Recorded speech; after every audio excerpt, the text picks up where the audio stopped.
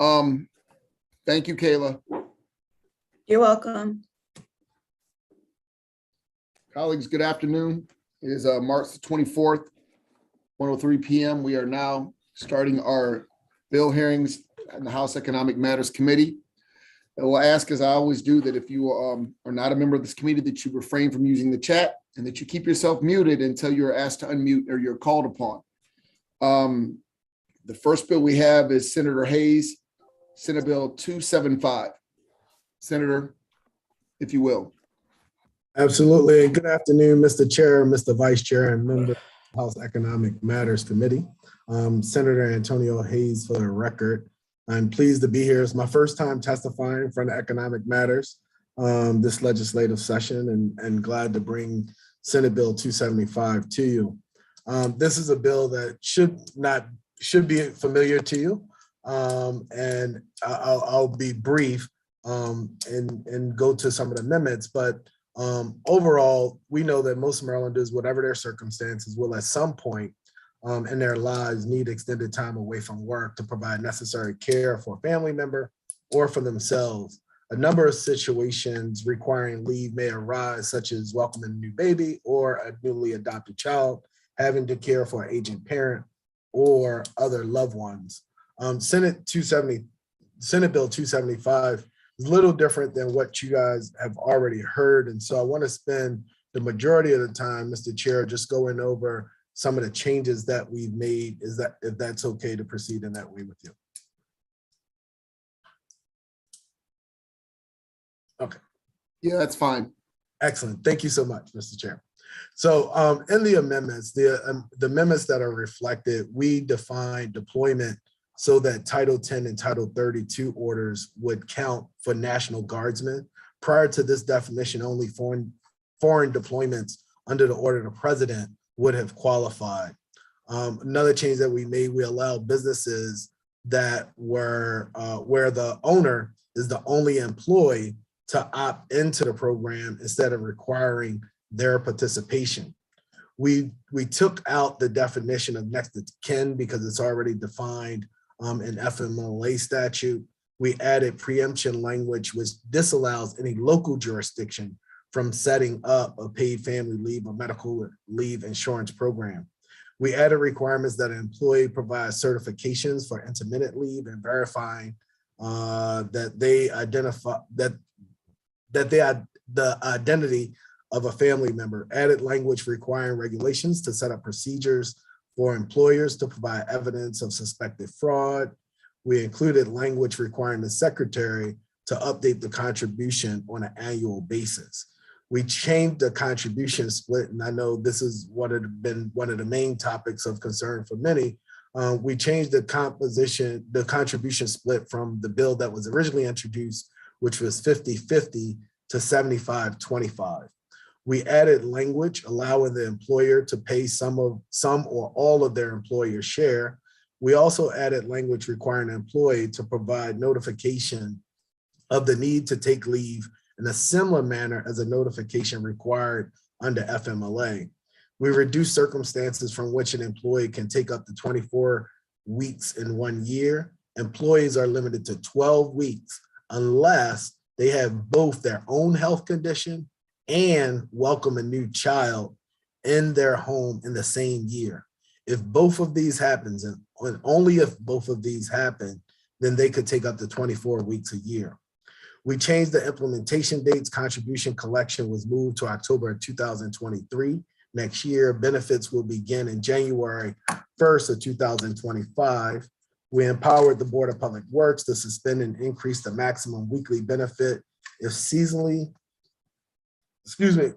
the seasonally adjusted total employment rate is negative.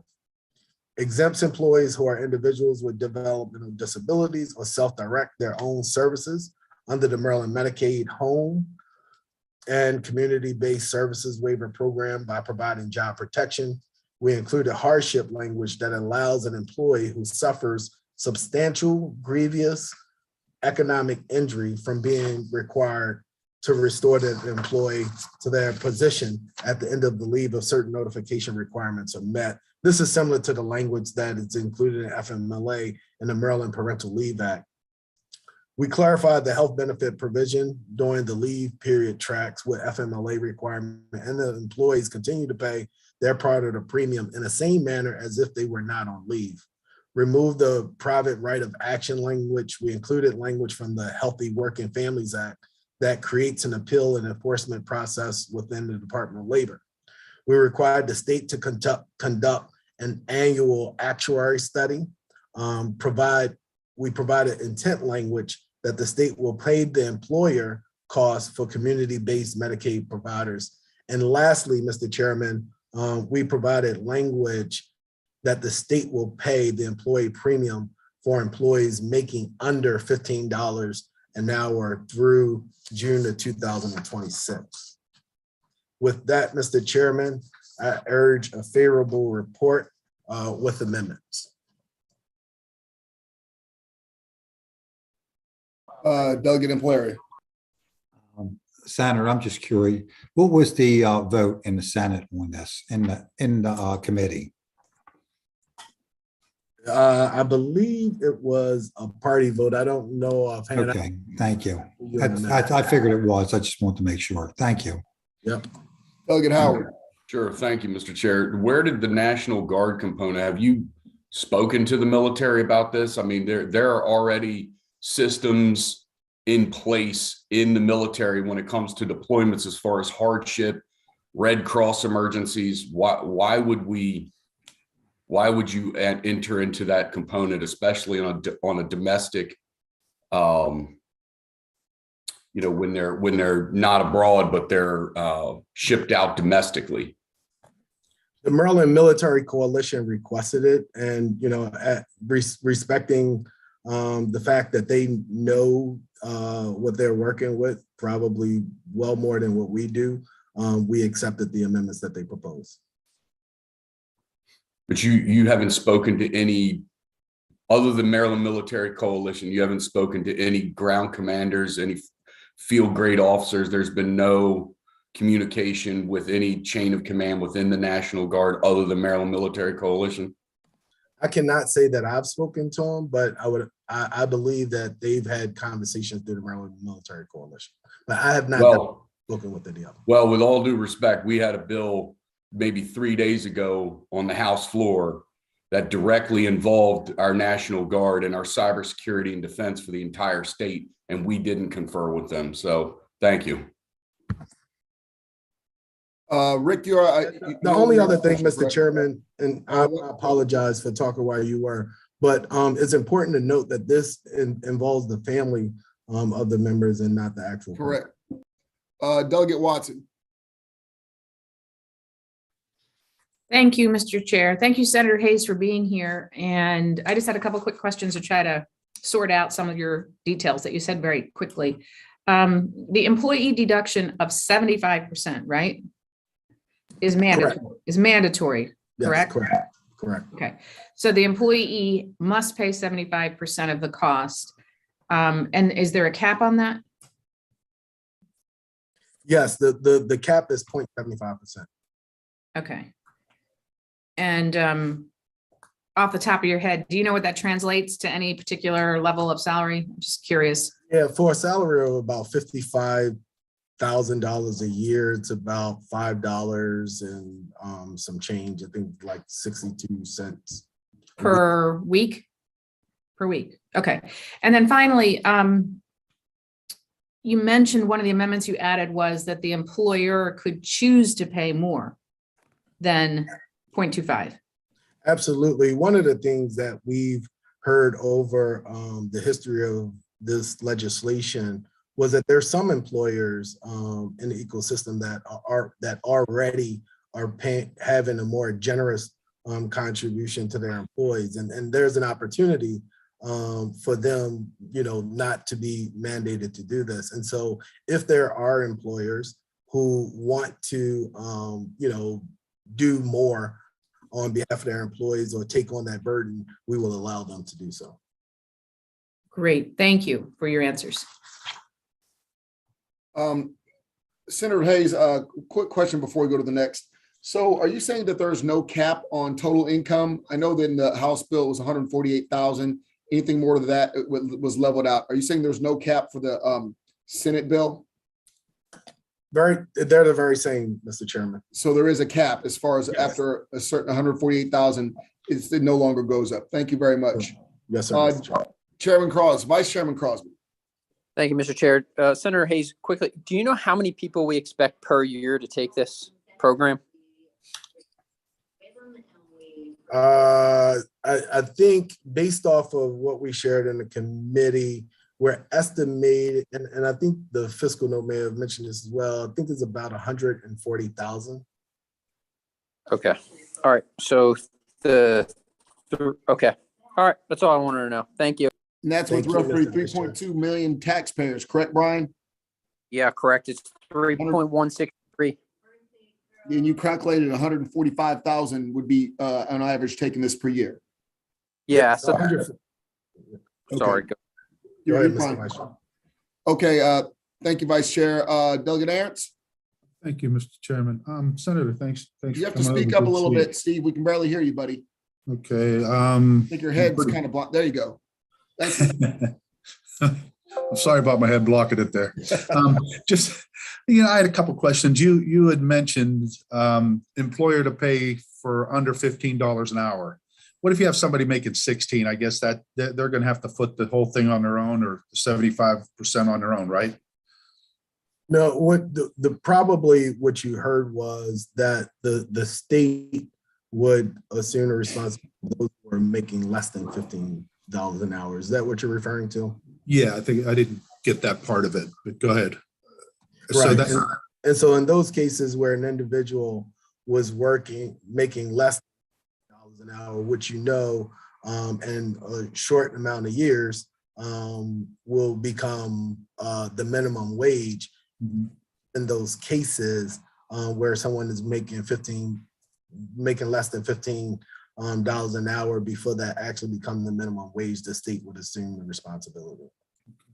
Do you, as I look through this, this came out of our committee as a study, and it was a high study. What pushed you to push this thing that much further to say it's a done deal, we're going to do it? We already give a substantial amount of leave in so many respects in the state. I think some of that was brought up on the House floor today, but you weren't privy to it.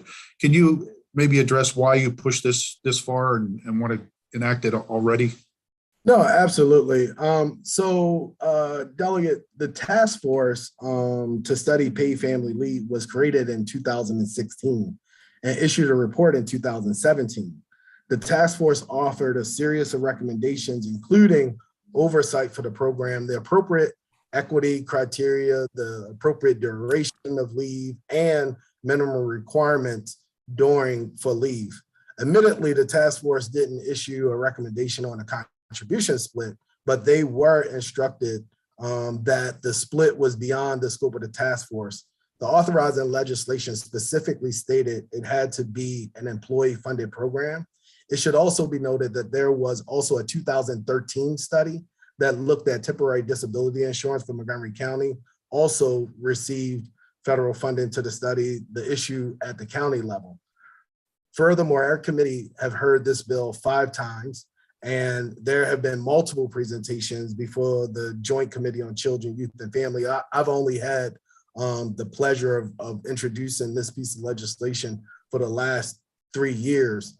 So we believe we've done our due diligence, and the bill before you is the product of years of study and adjustments based on the ongoing experience of other states and the input of various stakeholders in this case. Was there any consideration on the Senate's part about actually the inflation, what we're experiencing right now, the cost of living in the state, and what small businesses have had to go through over the last couple of years with the pandemic? I think very few have recovered fully from this, and bigger business maybe, I think, addresses some of it. Have you considered any of that? Yeah, absolutely. I think one, we've been considering this bill prior to and throughout the pandemic. I think the pandemic has heightened the need for such a benefit. And we made certain accommodations, essentially the implementation date, and which it will go in effect. The actual first contributions would be October 2023. So that gives more than a year as businesses are planning on, expenses and overhead and other things that they may adjust to plan for that. But the actual implementation of the program where the first individuals won't be able to take the leave wouldn't be until 2025. And so we believe that we've made, this is an important insurance program to help employers better attract and retain employees, but at the same time recognizing the all of the different calculations that businesses have to consider when making decisions on how to operate. Well, again, we've had this bill plus several other bills, and my biggest concern is I was a small business owner. I do something different right now, but in my world, all the impacts we've had with mandatory paid leave that we've been going through, with the increase in minimum wage, the inflationary practices, all these costs that we're going to sustain from this, that's all going to go back to the bottom line. That's all going to go out to the base. And I just look at something like this, it's kind of ill-advised to jump into something when we're already at probably the highest inflation we've seen ever. We're already looking at businesses struggling. We're already looking at businesses leaving the state. I just thought, as we spoke to this thing, and we modified this in our committee, that a study, even though it was egregious, was something we should look at, and that we probably should have waited to really feel the effects after pandemic, post-pandemic, to see the effects of what we've done in the past to small business. And I understand government can afford this because all we do is raise taxes, and businesses have to raise prices. And with gas being up and everything being up, I just think it's a very difficult time to start putting this type of a mandate back on business. Wouldn't you agree? Not really. I think, and I respect what you've put before us, but I would ask you to consider the federal government's anticipated or contemplated the idea of paid family medical leave since 1919. So we've been deliberating more than 100 years as it relates to, and we're one of the only, if not the only, industrialized nation that does not afford our employees the opportunity for paid family and medical leave. And so from my position and others, vast Marylanders support this, I would say that we're long overdue to provide the opportunities that families need to take in situations that they don't always plan for that happen in their life. But paid leave essentially is going to be not necessarily a tax increase, but it is an increase in cost to the consumer and the users. And we're already doing a lot. I don't know the exact number of days we have that's available to a normal person that needed medical paid leave of what kind. But I think we're just going, when you start talking 24 weeks, that's half a year that somebody can take off. And that goes to the brunt of the taxpayer, and that goes to the brunt of the people buying the product. I just think it's a lot to put on people at this time. And again, with inflation, I think we're going to create this gap between the wealthy and the poor. It's going to exacerbate that, because we're going to sit back and say, okay, who's going to cover that bill for the people that aren't making the money and can't make the money? Somebody's got to pay for that. And that's going to ultimately come out to the consumer or the taxpayer. And I understand the federal government wants to do it, but the federal government has a little bit bigger tax base to collect off of than we do. So my question would be is that I just think that I think a study would be, in my opinion, it was something I didn't vote for, by the way, but it was something that made a little bit more sense to gather the facts and the data that we need to make a decision like that. Wouldn't you agree? Delegate, if you don't mind, I'd like to just clarify one statement that you made as it relates to the 24 hours. As the bill is introduced originally prior to amendments allow for 24 weeks. It was amended in committee and subsequently amended on the floor. And so the bill that you have before you will only qualify an employee for 24 weeks in one or two circumstances. And those circumstances are in the event that within the 12-month period that an individual experienced childbirth or have serious injury to themselves. And so in those cases only within the 12-month period would they qualify up to 24 weeks? The bills was amended to allow for 12 weeks in all other cases. So I just wanted, I'm not sure. I know, and I apologize. I read through the amendments pretty quickly. And so that may not have been captured, but those are the amendments in the bill before you. But we already have things like AFLAC out there. Should we want to do that on our own, we have the ability to protect ourselves. And I would think that this bill might be stepping over that bound and trying to replace some of the people we have out there. I'm done, Mr. Chairman, for right now, but thank you, Senator. I appreciate it.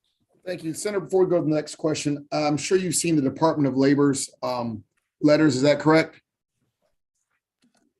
I had a chance to review them when they came to our committee. Well, Been a change since the amendments have been drafted. No, basically their estimation of they're gonna require 400 extra employees, $45 million, and another $50 million to build the IT system. Does that seem reasonable to you, or are they overestimating? I think the Department of Labor has truly overestimated. I will say we imagine we believe that in the beginning of it, the startup costs or whatever would more than likely be borne by the general fund, but would be replaced as it relates to the contributions that's generated from the fund. But I think that the testimony provided by the Department of Labor is quite exaggerated. And lastly, on that, on the Department of Labor, again, if you saw the letter, there are a lot of things that you have asked them to do.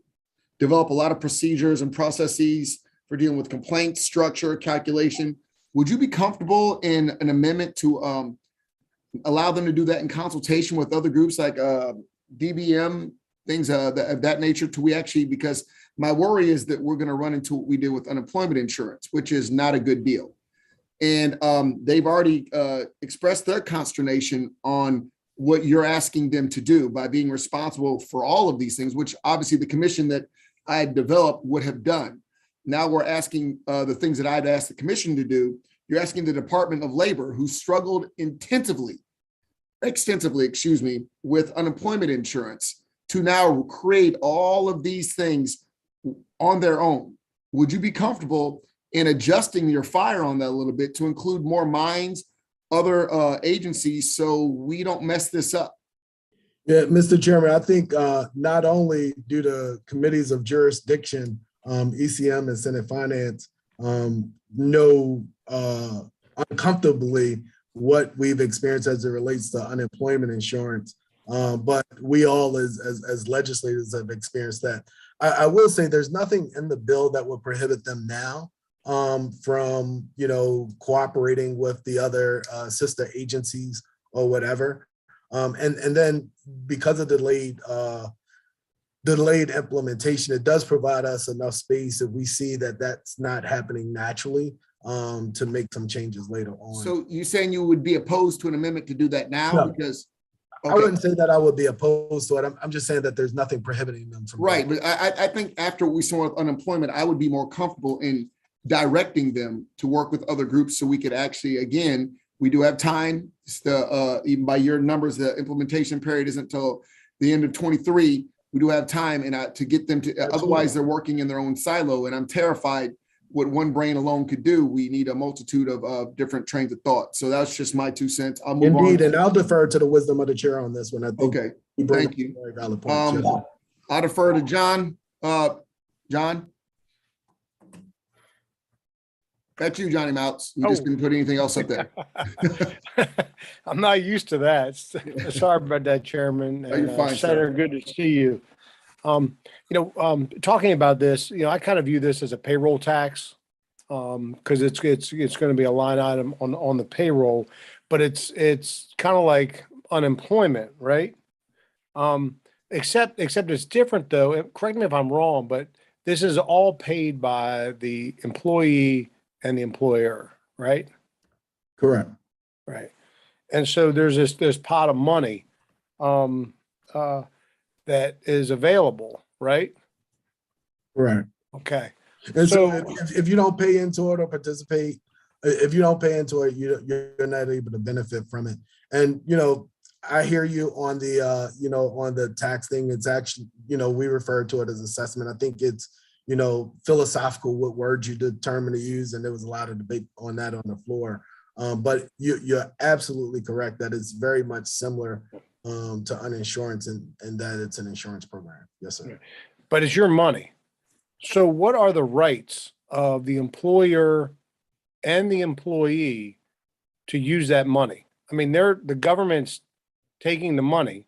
It's their money. What are the rights? So, that's your money and the government has it, and we're going to put it in the Department of Labor. And we all have just been through this, right? Unemployment, people pay into unemployment and you can't even get a phone call returned.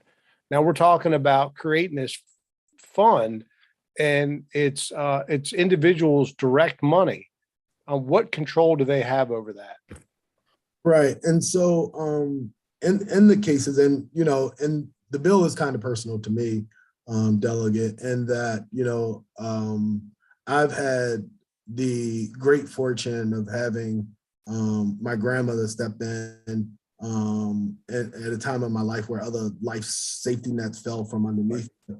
And the benefit that this will provide to both employers and employees, the bottom line is life happens. And there's a lot of things in life that happen and is unpredictable. And so you may have a situation where you may have to take care of an individual in your family, or just as, I had about 24 days ago, had the opportunity of having a new child. And I think those life occurring experiences are recognized as important milestones that are appreciated by both the employer and the employee. The last thing you want to do as an employer is having someone that just gave birth 5 days ago at your front desk trying to see employees. I think for the sake of the family, the sake of the employee and employer, having this benefit is mutually beneficial. That's not my question. My question is that's your money. How do you get your money? So what if they say you don't qualify? That's your money. You're not in. The question is the person has rights. It's not the government's money. And we're taking money from the people, giving it to the government, and then the people have to be beholding. Where are the people's rights in this bill? Right. And so it goes, once you make the contribution, it goes into a pool. Once you apply to it and you qualify, you're able to take the money out, just like with other insurance programs. But you have to qualify. That's your money. Why do you have to qualify? And so if you participate in this, say you do it for 15 years and you never use the leave, well, where do you get your benefit from all the payroll checks that you've contributed over the last 15 or 20 years? Senator, Delegate, I would offer to you, that's how insurance works, right? When you pay insurance, you pay into it. And when you have a situation that, requires you to use it, then you use it. That's insurance. But this is not insurance. This is a government program. But it does act as insurance. I think that's the goal of the program, to be that insurance for the individuals. Right. But so there is no safety valve for, because with the unemployment, I've dealt with just as many employers who are trying to get unemployment for their employees, and the employers pay into unemployment, but they can't get through the threshold of the government. And I think that's the biggest, we're putting this in the hands of the Almighty. And that's very troubling to me. But I just wanted to make sure I wasn't missing something in the bill. And I think you've answered my question. So thank you very much. Thank you, Johnny. Thank you. Next, we have Delegate Pippy. Thank you, Mr. Chairman, and Senator Hayes. Good to see you. Welcome to ECM. I had a couple questions. I'm looking through the testimony. Obviously, there's some concern across the state. I'm sure you've seen some of those letters. I want to highlight three written testimony here, and maybe if I could just get your feedback on that. So one comes from the Maryland Judiciary. And again, if there's an amendment that pulls them out of the bill, just let me know if I haven't heard that. But their concern, and I'll just read it, it just says the bill raises separation of power concerns. as it impedes the judiciary's independence. Article 4, Section 18B1 identifies the Chief Judge of the Court of Appeals as the administrative head of the Maryland judiciary. It says the power to administer the judiciary is not an implied or inherent power, but an express constitutional power of the Chief Judge. This constitutional authority includes managing the judiciary's personnel. Obviously, they have concern with the mandate that this bill would be placed on them. Do you have any response to their concerns there?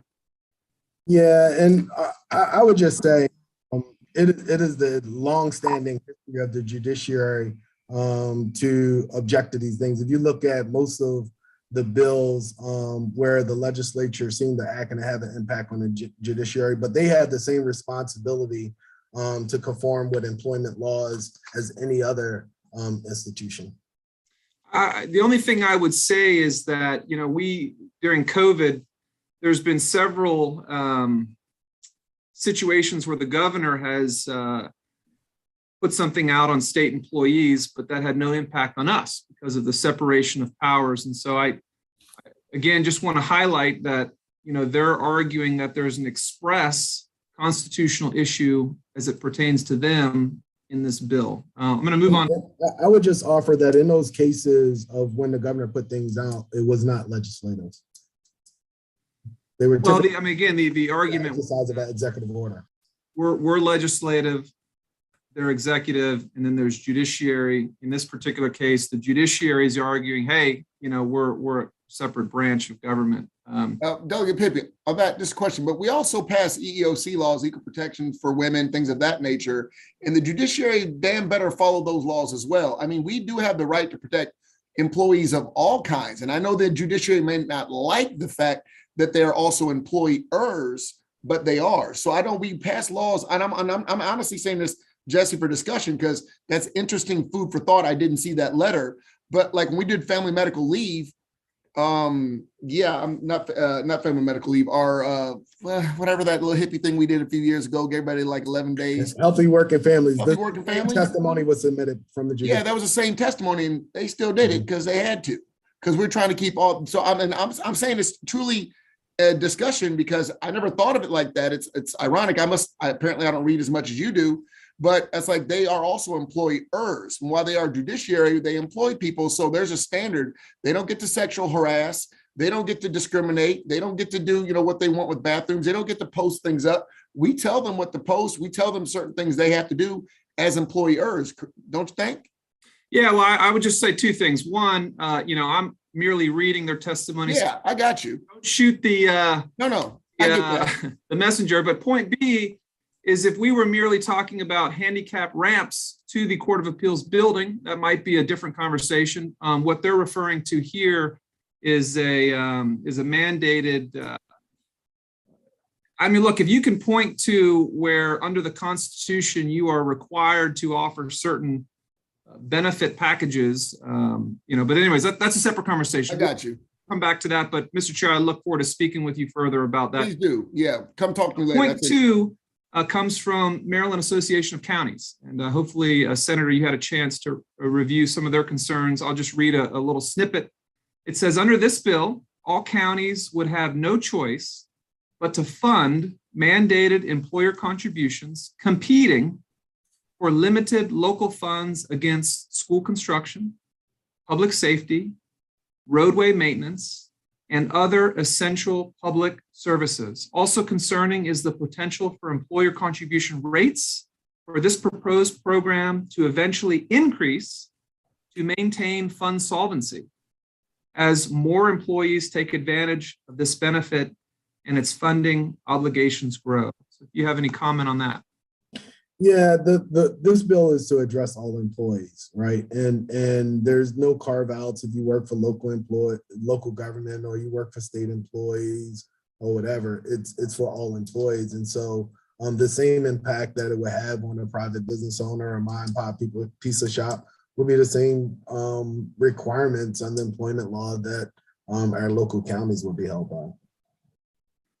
The last thing I just want to go over is from several healthcare providers. And a point of the letter that I would just like to bring up, it just says that from the onset, providers have been placed in a position of purchasing personal protective equipment, paying increased wages to maintain current staff or hire contract staff, making environmentally modifications to accommodate the requirement cohort patients, and paying for COVID testing. It says, therefore, while we believe that Senate Bill 275 is well-intentioned, it is unmanageable given the financial and staffing crisis facing many industries and providers. They are concerned with offering the level of care, particularly during a global pandemic that they have been forced to deal with. Do you have any concerns there? Understood, Delegate Pipke. In the bill, we have made accommodations for community-based Medicaid providers in those situations. So I believe that the concerns that they have raised has been addressed in the legislation.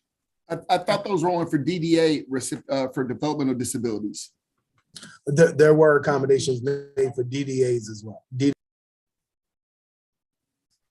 Well, in closing, I would just say, and I didn't have a chance to go through everything, but, from the Maryland judiciary to our local municipalities and counties to healthcare providers, Senator, as you know, and I haven't even brought up the $1 billion plus fiscal note, but there are genuine, practical, and implementation concerns with the legislation that are going to have some real concerns. And I mean, look, the intent of the bill, I think, is fair. I think some of the concerns, and you alluded to a personal situation where in a time of need, you got some help that you needed. I think I'll agree with that. But, when you roll out a very large program like this, there's going to be some consequences. And I just want to make sure, as a decision maker, as you are, that we're making the right decision and we're not putting Marylanders in a worse position prior to the enactment of the bill. And I hope that you're taking some of these considerations to heart, because this is a big bill. This is a big fiscal note. This is a big mandate, and it could potentially have some big consequences for a lot of people. And so I hope that is a consideration for this committee. So thank you, Mr. Chair. Absolutely. Thank you for your comment. Thank you, Seth. Thank you, Mr. Chair. Senator, in the bill, as far as implementation is concerned, people are able to access this at 4-hour blocks, 8-hour blocks, 24-hour blocks. What? I believe it's 4-hour blocks. Yeah, Okay. Generally is by week, but for intermittent leave, it's in 4-hour blocks. Okay, yeah, so I would definitely have a concern there. We've already sort of beat this dead horse, but we had a lot of problems with COVID and the agency, and now we're going to have them tracking in 4-hour blocks. What, if any, are the penalty provisions of the bill, of the Senate bill?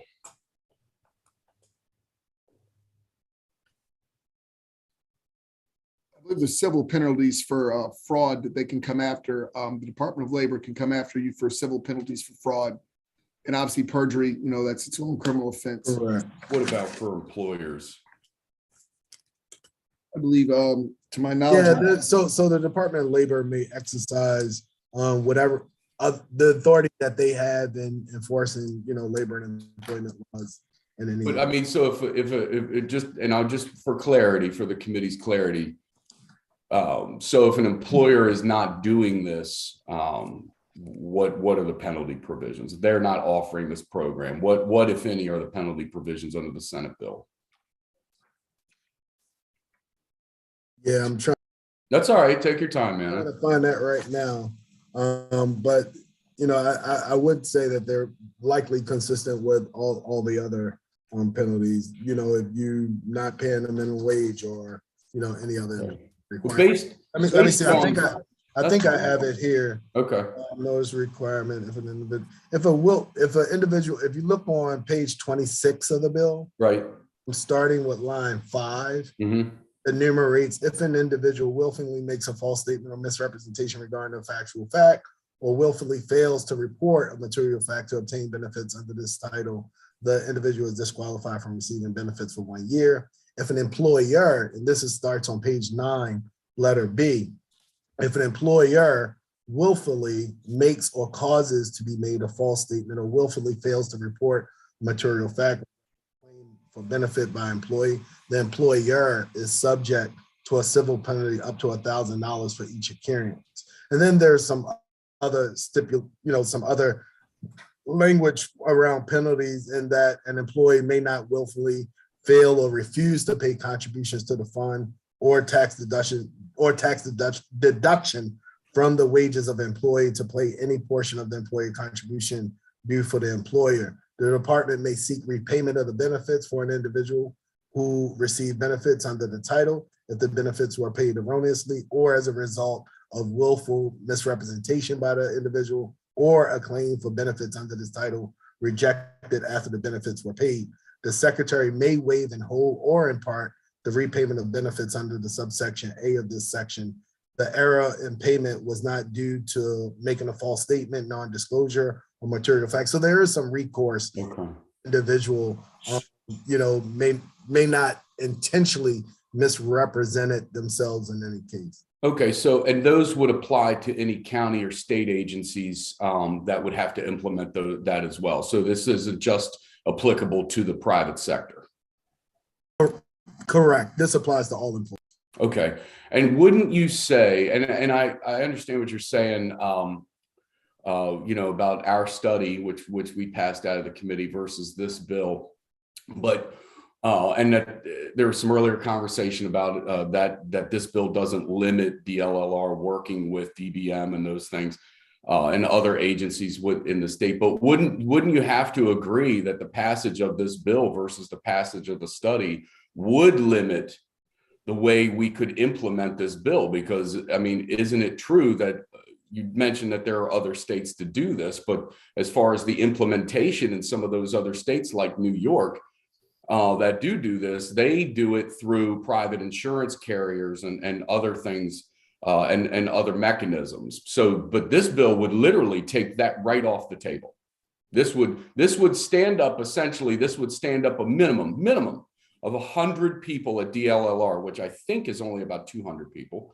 It would stand up a minimum of another 100 people at DLLR and immediately force the state into a position to implement this without even studying the other implementation mechanisms that are utilized in other states like California and New York.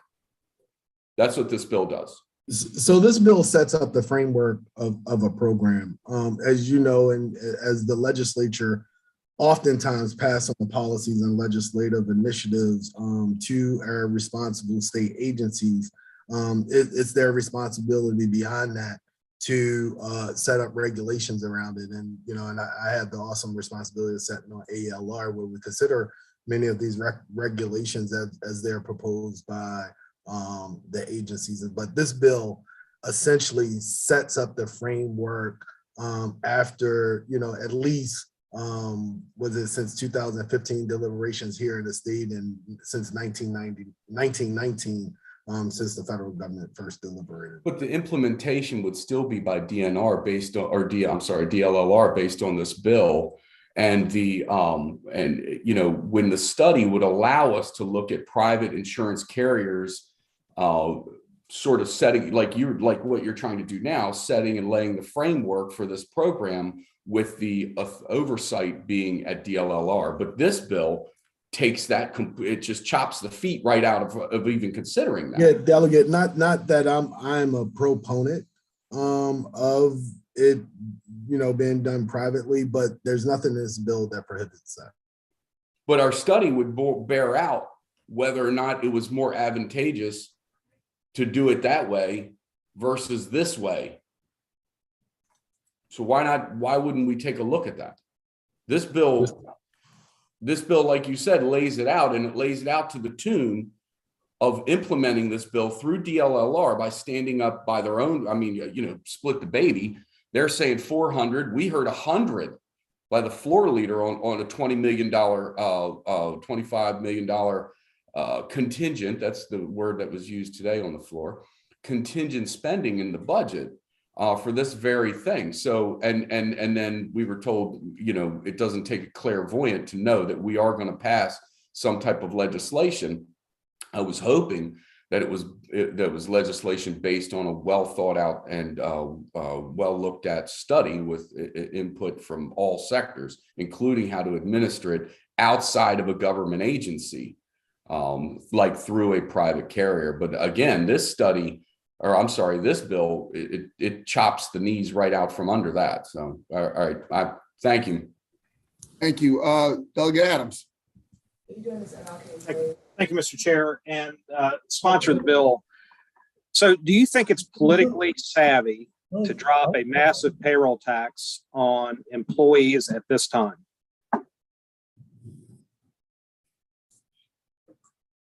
I think it's politically savvy to offer up a very popular benefit that many Marylanders support. It encourages, it puts families and businesses in a situation when life in their darkest moments or their darkest challenges, to be able to have at least a portion. Again, this is a wage supplement, right? So they're not receiving the full pay that they would otherwise if they would be working. I think respecting the challenges and the barriers and unique situations that life deal with us, it's definitely the right direction to go. Otherwise, I wouldn't be supporting it. So let me just reinforce, because you're having a hard time calling this a tax on your paycheck that you get every week. You pay. I think you want to call it a tax, and that's a philosophical difference that we both share. But it's an assessment, and if you choose to call it a tax, then so be it. But it's not a tax. All right, so, Senator. So I'm not having a hard time. Please don't interpret what I'm saying. No. I'm trying to. When you get your paycheck, do you pay SUTA? That's an acronym for State Unemployment Tax Act. Yes, you pay it, and so it's a tax. This is an insurance program, and you pay a tax. It's a payroll tax, and I'm asking you: do you think it's politically savvy to be passing a tax with record inflation, a war in the Ukraine, and as we've made multiple points during this hearing, we're on the heels of COVID. So I'm asking the question: do you think it's politically savvy? Delegate, I think I answered your question. I think it's good policy. Okay, great. That's thank you for that. The second question I have is: do you think government is good at delivering insurance products? Medicaid, Medicare, there are several examples where government has done an exceptional job and have a long history of doing those things. There's also examples where they haven't done such a good job. But the legislation and the policy before you today, I believe, it's been implemented in 10 other states, and in many cases have been done very well. And that's the policy that we're putting before you. Right. So you're saying that unemployment insurance in Maryland is run well? I mean, if you have disagreements on the way that the administration has carried out unemployment insurance, I think you will not be alone in that case. I think, it's been largely disappointing for many of us who have struggled to make sure that it was responsive to our constituents. But what I've offered to you are two specific examples, both Medicaid and Medicare, that are insurance programs in the state that have run very well. Okay. And so the follow-up question to that goes to when we are here looking at your bill and you're saying that this is a good insurance program that government's going to run, how are you basing that claim? Have you done an actuarial analysis to determine whether or not your contribution percentages are correct? You're claiming during your testimony that you think that this is going to cost X amount of dollars on a person's paycheck. So do you really know that that's the cost, or are we guessing? No, we have worked with economists and people that are far smarter in in their knowledge base than I am on issues like this. The legislation does provide opportunities for review on an annual basis through actuary studies and things of that nature. So it's not like we're not in a situation similar to what we experienced with unemployment insurance, where we're making a plane and flying it at the same time. All right, so following up on that, our committee passed a commission bill. The House of Delegates passed it. It's in the Senate right now. What part of that commission did we, the House of Delegates, get wrong? You can't do an actuary study unless you have the parameters of the program in place. In order for an actuary to actually give you the estimates and what will actually take place, you have to have that framework laid out for them so they could give you the best informed, advice on the sustainability. So the testimony you were given earlier is that we don't need the commission because we did a task force in 2017.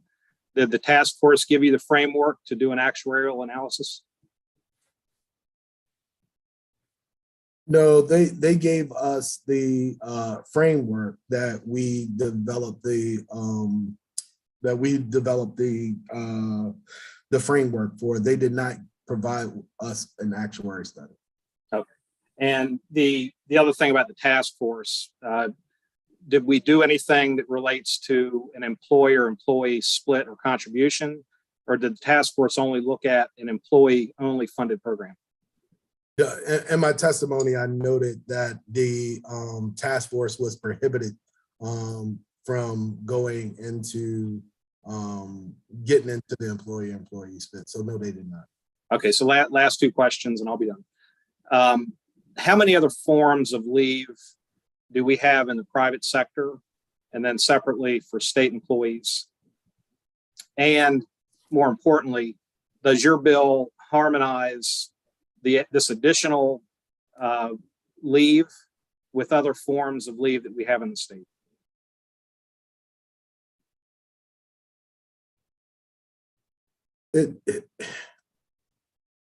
It harmonized to the extent possible with other benefits, but we may have to come back in future years to take a look at other lead banks and how it may apply. Senator, on that, I'm sorry, that's to that point, as in reading through the bill, would you be adverse to some of that harmony being put in place now as far as ensuring that certain leaves were taken in conjunction?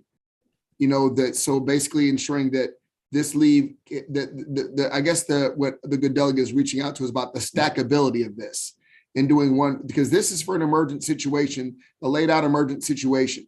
We know that. However, the worry is that somebody takes a full 12 weeks of leave and then decides to take their personal leave and then decide to take sick leave. And at that point, whereas utilizing the leave, whichever one you pick, it counts for all, a way of stacking the leave.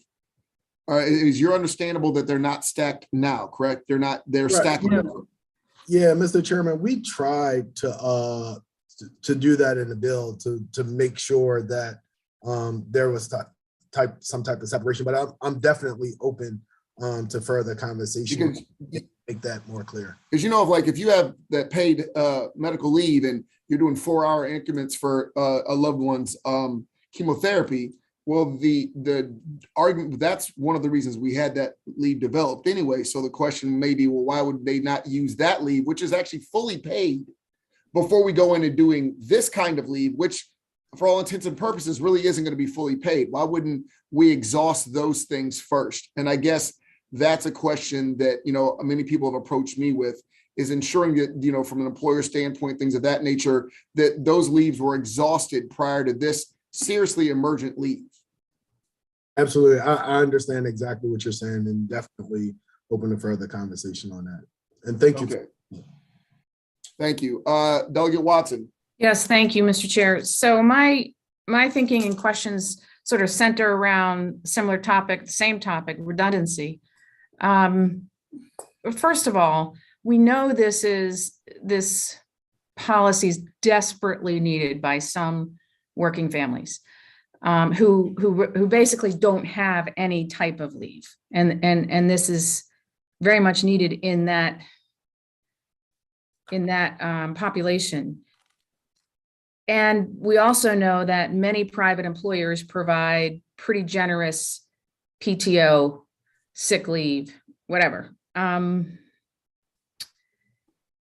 and I guess what I'm wondering is if we put this in place as a blanket policy across the state, do we incentivize employers to go backwards in their leave policies?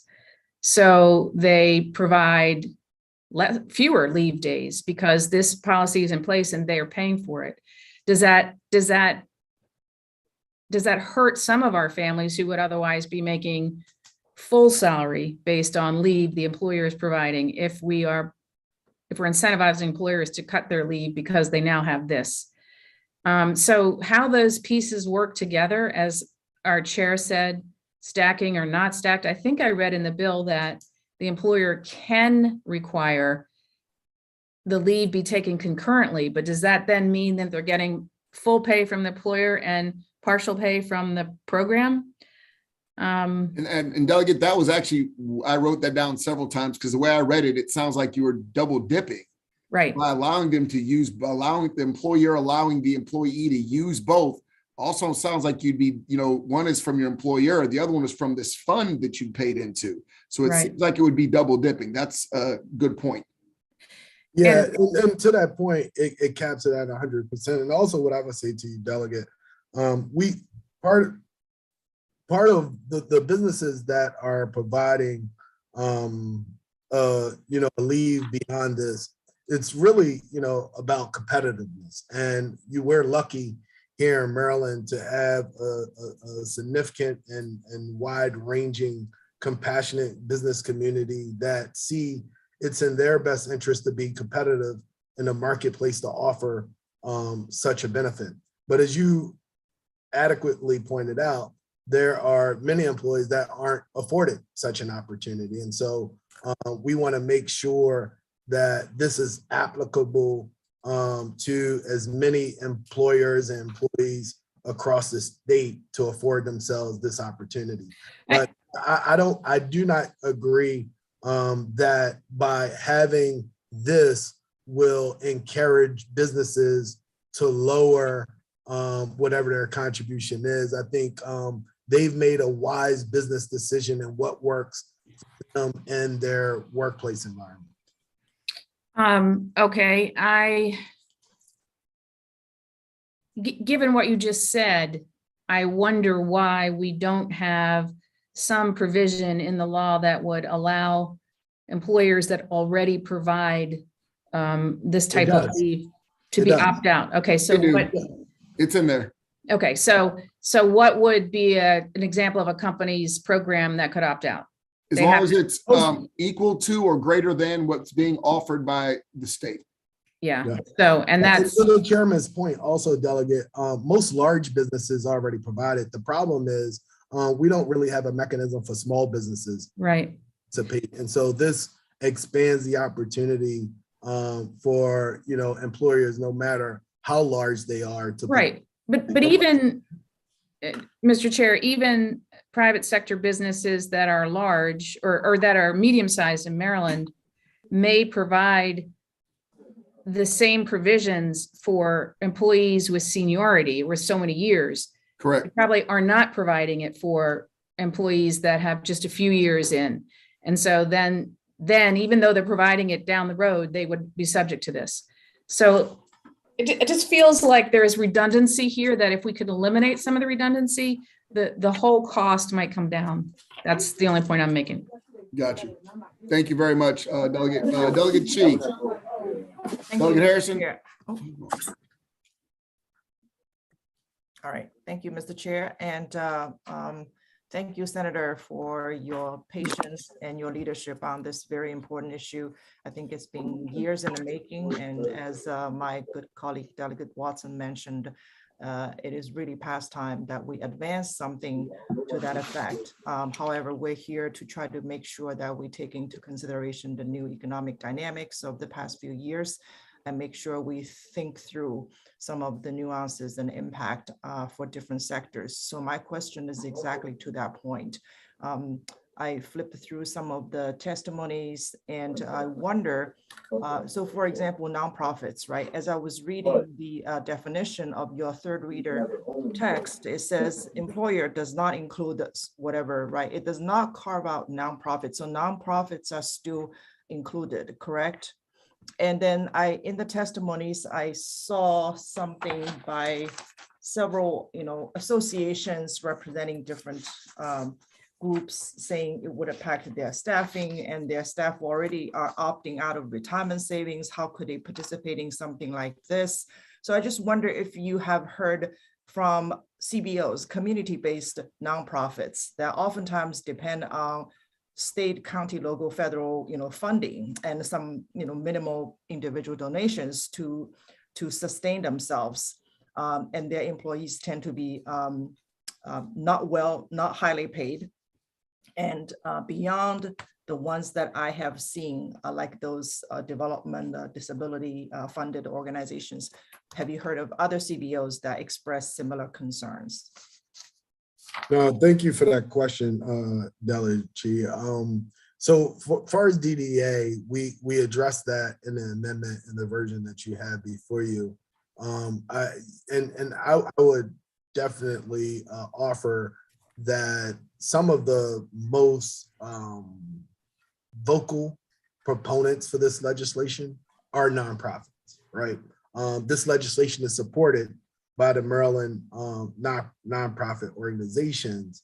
And I think many will recognize that, whether you're working in a private industry or Joe's Pizza Shop or, a Fortune 500 company or a nonprofit, that their employees get sick and they should have a benefit that's available to them. And so, the goal here is to, have this, have as many employees participate as possible, thereby making the fund sustainable. So when an individual do experience one of those tragic, life-changing experiences, that they're able to access the fund.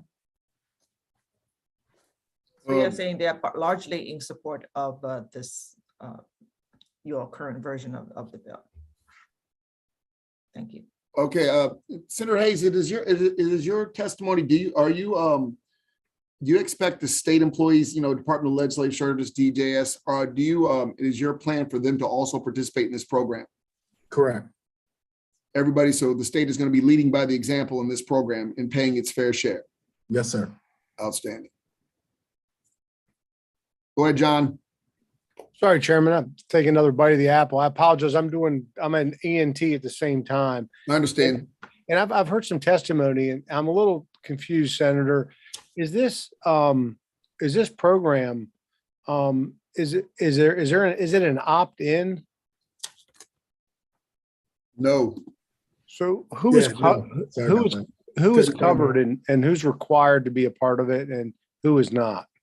So in one of the amendments, we exempted those employers that may be, the employer and employee, the one-stop shops. But for the most part, there's, everyone, any employer in the state, any employee who meets the criteria with the minimum threshold of 680 hours this bill would apply to.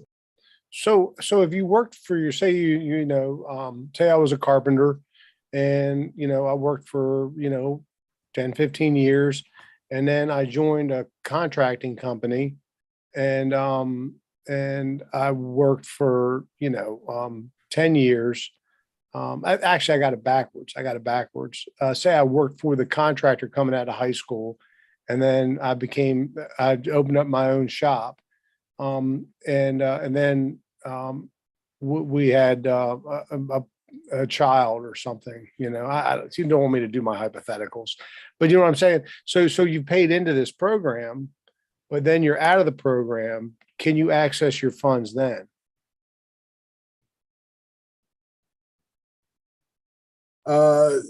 Delegate, I think you confused not only yourself but me by your hypothetical, but you opt in, and then if you remain eligible to benefit from it up to 3 years. So after 3 years, then you no longer have access. So what happens to the money that you've paid in? You just lose it. It's part of the insurance thing. Yeah. So Can you explain to me who is Required to pay in. who is required to participate and who's not required to participate? Anyone who is not self-employed is required to participate. Okay, so if you're receiving the W-2, if you receive a W-2, then you're required to participate. If you don't receive a W-2, then you're not required. Is that fair? Unless you are the only employee, you're not required. You're not required if you're the only employee and you own the business. So if you run your own business, are you required to participate yourself? No, sir. Well, no, if you have your own business and you have employees, The business owner also has to participate. He's not an employee, is he? if he's getting So he wages, will participate as the employer. Right, so he doesn't have to himself Right, participate. right. My law firm, I don't have to participate, but my employees have Employees, to. correct. so the principal of the business would be, their wages would not be affected, but the They can employees. wages- join in if they choose to. Can they? Yes, they can. If I'm the business owner, I have to pay him for 3 years and I can participate. Okay. Thank you for clarifying that for me. Delegate Fisher. Thank you, Mr. Chairman. That Delegate Mounts helped out a lot with that question. So obviously someone who owns an LLC, they don't have to participate if they don't want to, but they are required to do so for all of their employees. Yes. That's what I heard. So that helps in terms of clarification. Fisher, the only other thing that I will offer to you, so, and this came up in committee, so, and I'm not as familiar with all of these special designations, but it's LLCs, S corps, as well as C corps as well. Basically, even if you're an owner, and you know how some of us pay ourselves, we do a W-2 just for tax purposes, but if I'm still the sole proprietor, if I'm still the one, I still do not have to participate. So even if I am indeed an employee, but if I'm my only employee, then I don't have to participate. And so this applies to anyone who works for a company, regardless of how many employees there are at the company. Is that correct?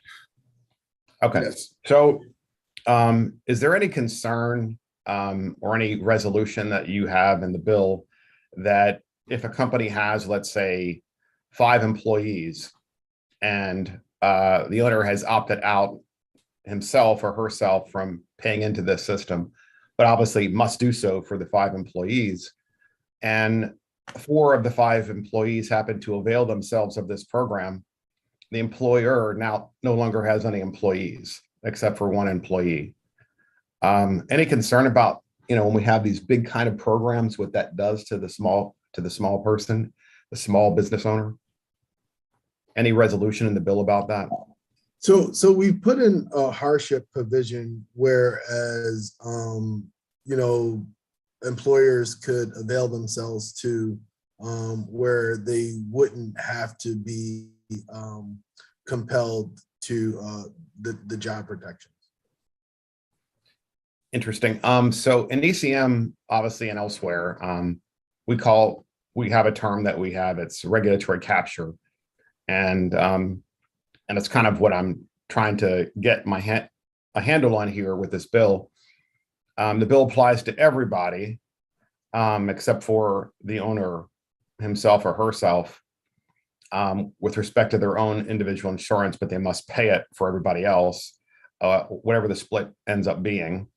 And I guess the concern is that the big companies can maybe not, I don't know, absorb this. And the small companies, probably not so much. I'm guessing probably no. And the question is that regulatory capture, where it is a de facto law that pushes the small people out of business and helps the larger companies get bigger. Is there any concern about that here whatsoever? The experience in other states and the information that we've got, that small businesses actually find it to be favorable to them operating. The small businesses what? I'm sorry. They often find either feel the impact to be neutral or favorable to their operations. That's your testimony, or that's the testimony of the small business community? That's based on the 10 other states that have done it. And the small businesses that are affected. So then that raises the question, does this program exist in Baltimore City? Sorry, I can't hear you.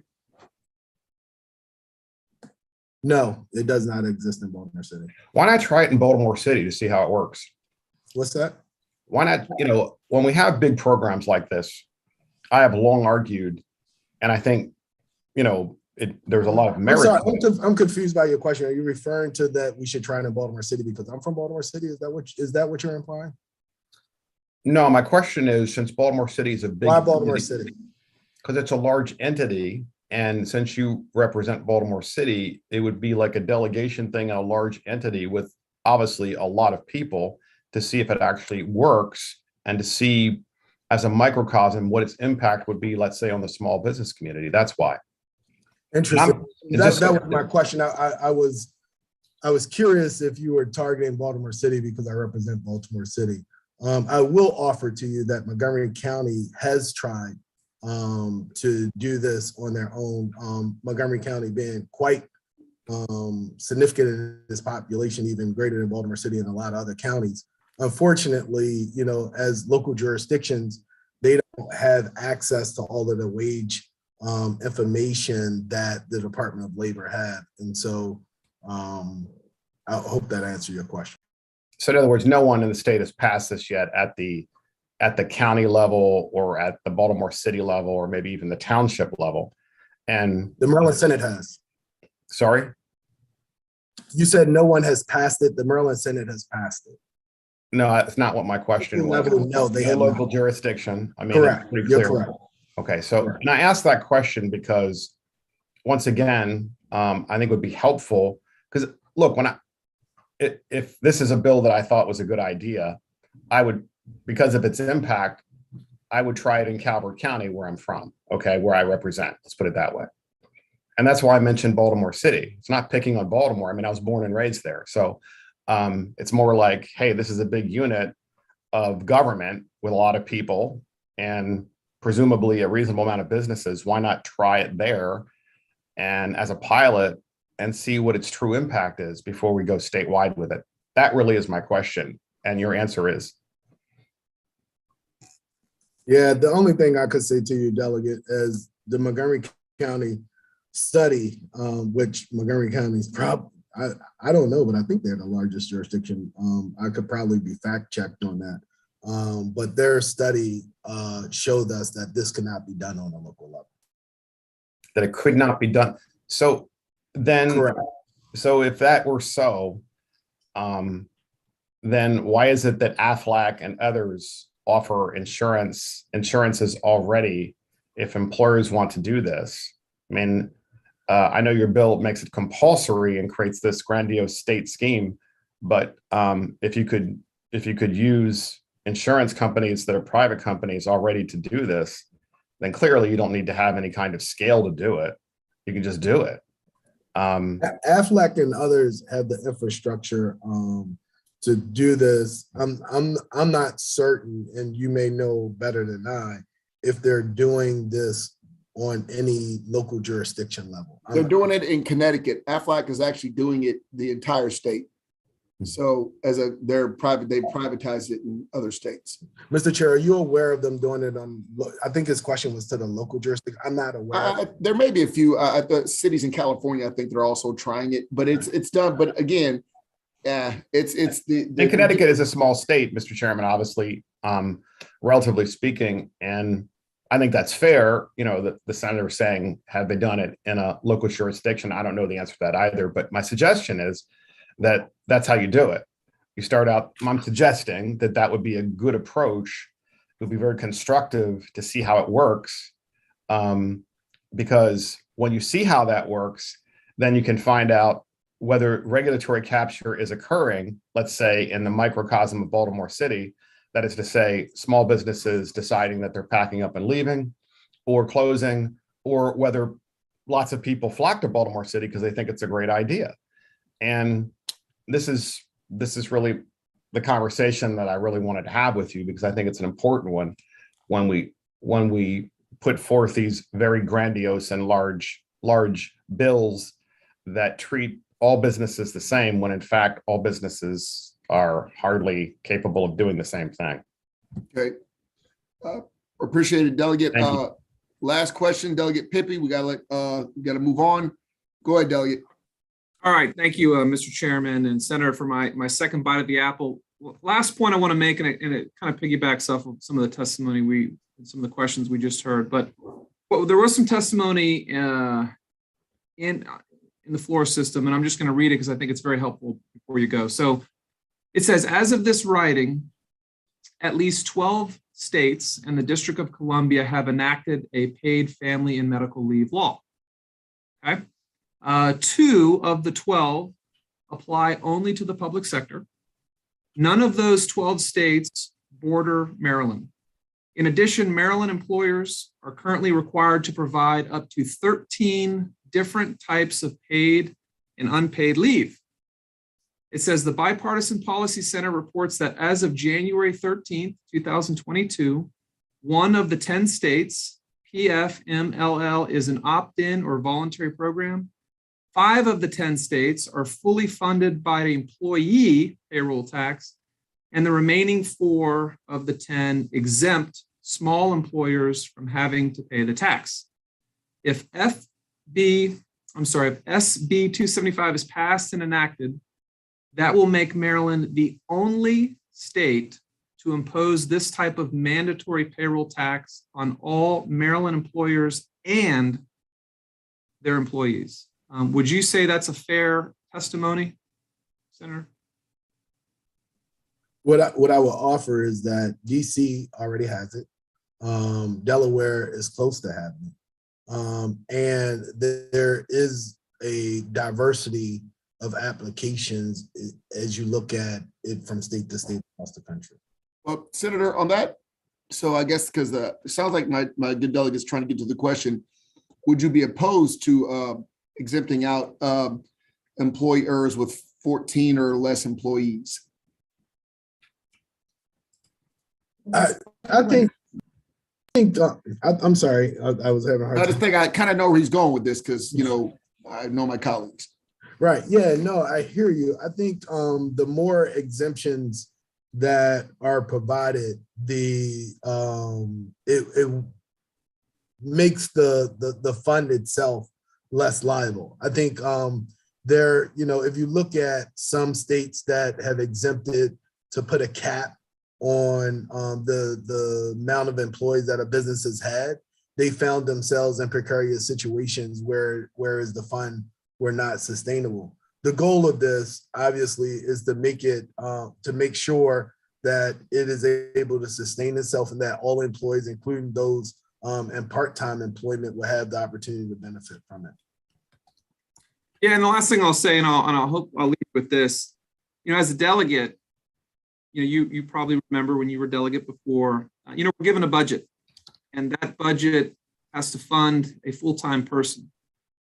If we were told that we now have to add 12 weeks of paid leave, that could be the difference between adding a person to work in the office or not. And so, the question I have for you, sir, is it worth it for some employers to have to let someone go or not hire someone in order to offer this paid leave? Is that to you a worthwhile exchange if this were to be enacted into law?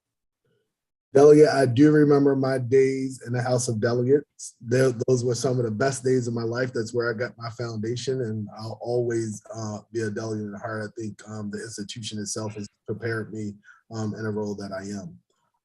You do know when an employee is not working, you're not paying for them. The state is actually paying for them. And so if it was in your interest or a part of what you need in your office, you are able and have the ability to hire a temporary employee to work in that person's stay. Thank you, Mr. Chairman. Thank you, Senator. Thank you. And last question, Delegate Chi. Thank you for the second bite of the apple. I just thought about the split, Senator. I think at one point there was this talk about 50-50 split. Could you share with us the Senate side's thinking about the 75 and 25 split? I hope I'm not repeating whoever might have already asked the question. Thank you. Right. And so the bill is introduced, had a 50-50 split. In the committee delegate, we amended it to an 80-20 split. And then the final split that you have before you right now is a 75% split to the employee and the 25 split to the employee. I'm sorry, 75, it's getting late. 75% split to the employee and the 25% to the employer. And so, yeah, that's it. Could you explain to us, for me, I'm just curious in terms of the thought process for why, because it's pretty large difference between 50-50 versus 75% employees, So I think what we tried to achieve and some of the thought process was a nod to a lot of the small businesses that had expressed some concern. We kept all the protections of the employee that the bill originally afforded. And so this was a nod to the smaller employees to come up with this split. And eventually that's what the Senate was able to adopt. Thank you. I think you meant small employers, but thank you. Yeah, yes. I apologize. Thank you so very much for that. Thank you. I believe that is all of the questions. Thank you very much. We're going to move on to the next bill, which is Senate Bill 167. Thank you, Mr. Chair, for the opportunity. Thank you, good Senator. Have a good day. And I believe we have Robert Barron. Yes. Can you hear me? I believe you're the only presenter today. We have a lot of other people ready, but you're the only one presenting, right? Yes, and this will be super quick. Compared to the last one, I'm sure it will, sir. Thanks. Good afternoon, Robert Barron, Associate Commissioner for the Property and Casualty Division at the Maryland Insurance Administration. Thank you for the opportunity to appear today in support of our departmental bill, Senate Bill 167. I'm standing in today for Commissioner Barron, who is testifying on another bill in the Senate at the same time. Senate Bill 167 clarifies the Insurance Administration's existing authority to enforce Maryland insurance law by requiring a licensee to fulfill its contractual obligations when the Insurance Administration has found a violation of Maryland insurance law. The bill before you has been crafted with input from various stakeholders. We are not aware of any opposition to the bill. We urge a favorable report, and I'm available to respond to any questions. It was a very succinct description, sir. Thank you. I see no questions. Outstanding for my committee. Okay, and that concludes this bill hearing.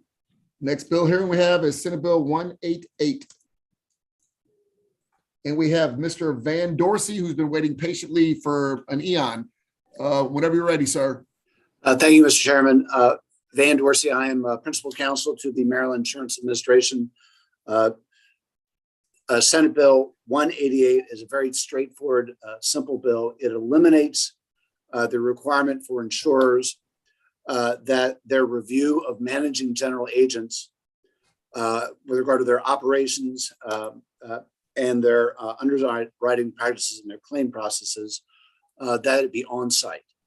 We learned as a result of the COVID pandemic, when that provision was suspended, that this review could be done, and it has been done, electronically, and so therefore we think it is, frankly, a way to modernize the bill.